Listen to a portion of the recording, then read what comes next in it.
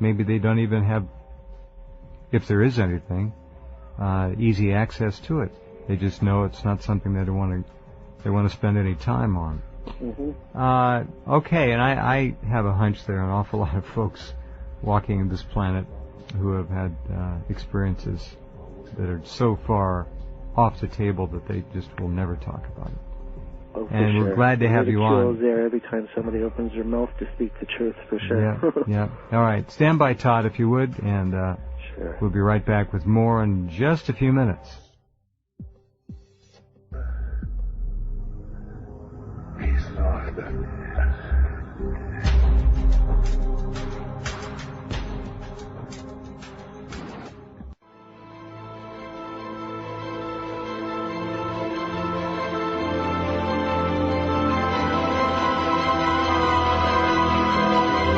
Okay, great music, and we'll be stepping into hour number 2 on those chords. You like that music, Brian? Awesome stuff. Yeah, you always do find some good music. There's a lot of good music out there. Oh. All right, we are talking with Todd, and Todd, you mentioned the so-called paranormal, which is actually quite normal. Just most people don't have easy access to it, or if they do, they don't talk about it. So give us a couple of ideas, if you would, of some of the things you experienced as a youngster. Ghosts, whatever. It doesn't matter. Well, one thing that I did encounter was, and it grew stronger as I went through the years, was being able to read people. I mean, of course everybody has intuition, but I was always able to pick up the intentions of people, whether it was good or bad, to harm or not, or to actually help and such. And as it went on, I could actually read people as in a lot more things, a lot deeper than just what their feelings were, but what their actual thoughts were and such. What their motives were, how honest they were. Could you read truth and lies? Oh, yes, and all that? yes. That liars and people who were sincere were the very easiest to read. And as I say, as it went on, it got to be a deeper sort of thing, and I was able to read intentions and read thoughts in regards to their motives or their what their intentions were and to do, you know what I mean? I could always tell the bad people anyway. But I was also experiencing ghosts, entities. Some people call them shadow people. I had a couple encounters when I was younger with them. At home? Yeah, in the house? in Brandon, alone, you know, parents away for the weekend, just hanging out, you know. When you say shadow people, were these the kinds of things, Todd, that you would see out of the corner of your eye, or would you see them dead on and they would just be a black humanoid shape? Well, you know what, initially that's how I always catch them, is out of the corner of my eye, but jumping ahead a bit, I did encounter one where I looked directly at it, and I actually started chasing it, thinking it was somebody in the house. And I searched the house high and low, looking positive that there was somebody in the house. But what I had chased was moving very, very quickly. There was no way I could have kept up with it as it ran through the kitchen and down the stairs, sort of thing. So that, I mean, yeah, I did have a couple times where, you know, it was more than just, you know, out of the corner of your eye sort of thing. But that's how it always starts, you know. You can always just catch them out of the corner of your eye. You were acting. This is hot pursuit. Yeah. I mean, yeah, I thought somebody was in the house. You were chasing and something was running away from you. Yeah. That's pretty wild.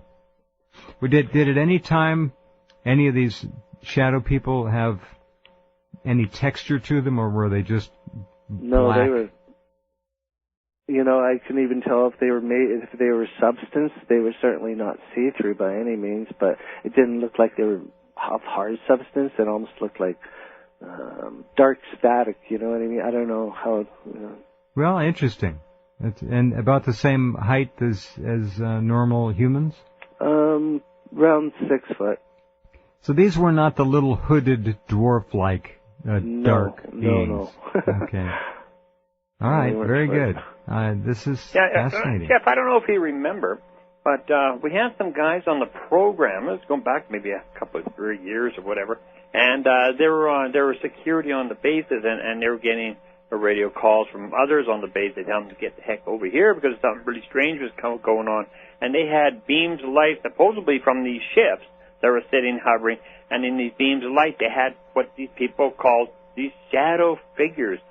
They weren't solid or nothing like that, but they were caught in a beam, and then once they got out of that beam, they sort of like vanished. You know, so in other words, I don't know if they took off or just nobody could see them. But I remember getting stuff in actually a few anyways, of those military reports of these strange critters being seen on the base. Weird. Yeah, very strange. I do remember that. All right, Todd, please continue. Those are very interesting stories. I went through my teen years, and I eventually grew up a bit and decided to head away from Manitoba, and I went out west and wanted to take up a career on air as a radio announcer. And so I went and took schooling for that and continued doing that for about around 6 months or so after I had finally gotten in. Mm-hmm. I headed out west. I ended up getting a job working for a network of stations that covered part of Alberta and part of northern BC as well. And this experience that I had coming up sort of got my mind thinking again of what I had experienced in the past. It wasn't a personal experience that I'm about to share, but I was on air. It was about 8 o'clock at night on a Friday night, and I was broadcasting via the Anarchy satellite to a total of 10 radio stations throughout the two provinces.